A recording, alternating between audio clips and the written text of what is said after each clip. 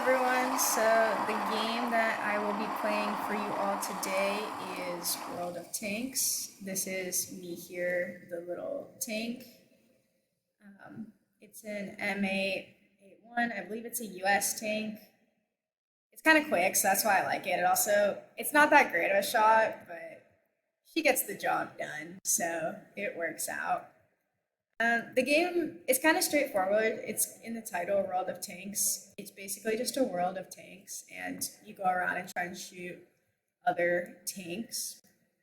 Um, the stance the game takes on the war is kind of interesting because the enemy isn't like one specific person. It's kind of just a team, and there's different countries that the tanks come from. So like there's the US, there's I think Vietnam, there is England, USSR actually. There isn't like just Russia, it's just USSR.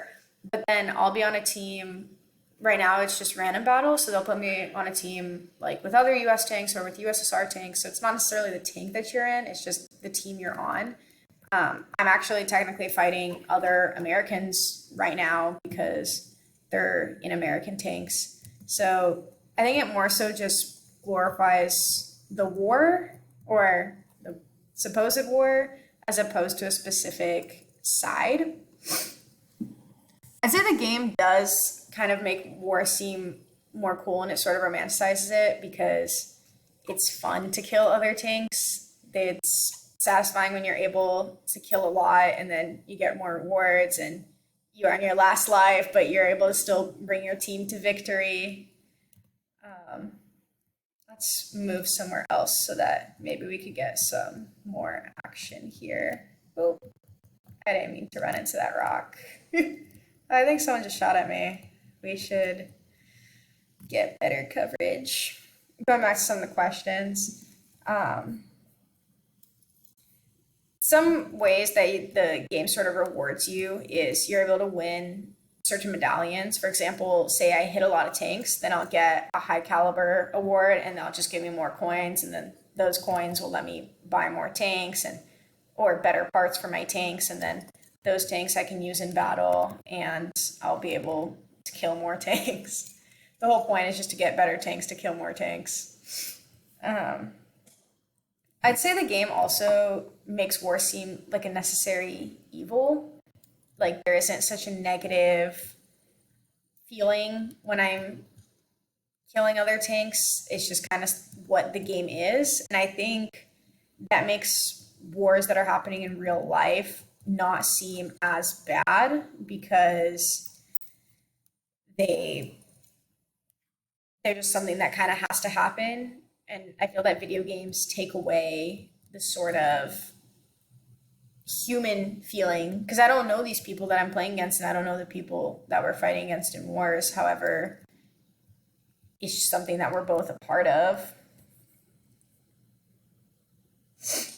I'd say some political implementations the game does have is that they make weaponizing people and hurting other people okay because it's sort of the point of the game. So then when it happens in real life, you don't really feel that bad about it or that it's so unusual. Oh, someone just hit us. Oh, more people are hitting us. Oh, that's not good. We need to move. It's a lot of shots going out right now. Oh, we just missed that guy. Maybe we can hit him right now. Almost got him. And someone else killed him. There's someone else shooting at me right now. Um, Going back to what I was saying, even though I'm technically fighting other Americans, it's just the idea of hurting someone else that I think the game sort of softens and it's not so scary or bad anymore. It just seems sort of something normal that happens. We didn't hit him, someone else hit him, but we were close. That mostly summarizes all the questions that were asked. I'm just going to read over them real quick while we wait for more tanks to come out. I know I kind of hide in this game, but I don't want to just run across the field and get killed, you know?